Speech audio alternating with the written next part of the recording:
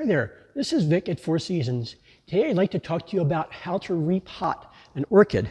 Lots of times when you buy an orchid, it comes in a plastic pot like this, whether it's a black pot or just a clear plastic pot. But plastic is not great for growing orchids in the home.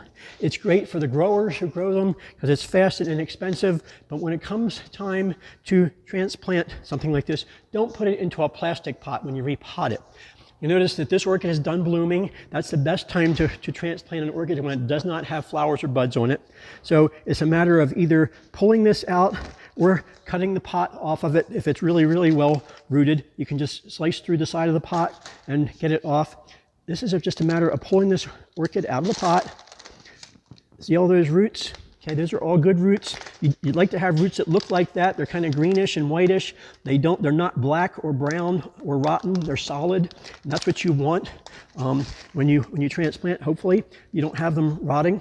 There's a couple of roots up here on top have been broken, so they're not as nice. But the main thing is to have a good root system when you start out. Like I said, put it into a clay pot or an orchid pot, which also has holes in the side so that the roots can still get air. Okay, and then it's just a matter of setting it in there and using an orchid mix, which has got basically bark and perlite. You can reuse the stuff that came out originally if you want.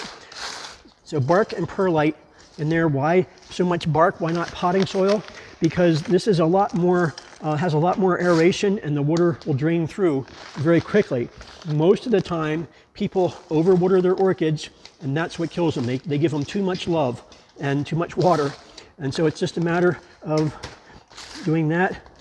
And like I said, you have an orchid which will be much happier in a clay pot like that. This will thrive, throw out new roots, and it will bloom again.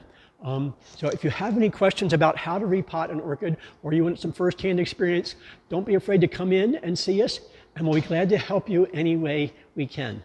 Thank you.